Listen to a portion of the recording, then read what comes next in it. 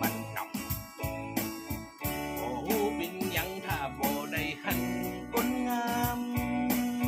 กินข้าวบ่ล้ำกินน้ำบ่ลงยี่กันตึงวันบ่ฮือไอยังได้พักผ่อนถึงแดดจะฮ้อนไอตึงบาดจงเจ้านายเพราะว่าแห้งใจไออยู่ที่ลูกสาวเจ้านายขอฮืออีนายยิ้มฮือสักกำปืนจะฮือกล้าเย็นตำไอตึงบ่จมสักกำขอฮือได้หันคนงานก็พอไอหัวโตไอดำแต่ก็เข้าจิตคนงามขอฮืออีนางหันใจพ้องเด้อเพื่อใจ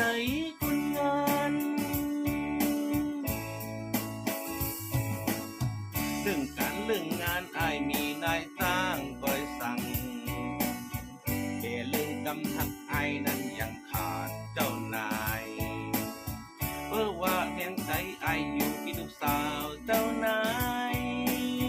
มาเป็นแห่งใจหูเตยของอายได้กว่าเจ้า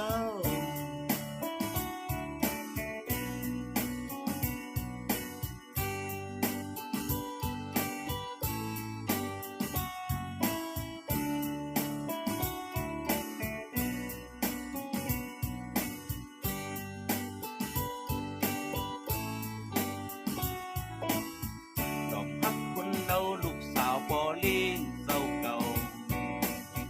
ทำหันดัดเก่าบ่มีย้อนปือเฮาสั่นแก้ม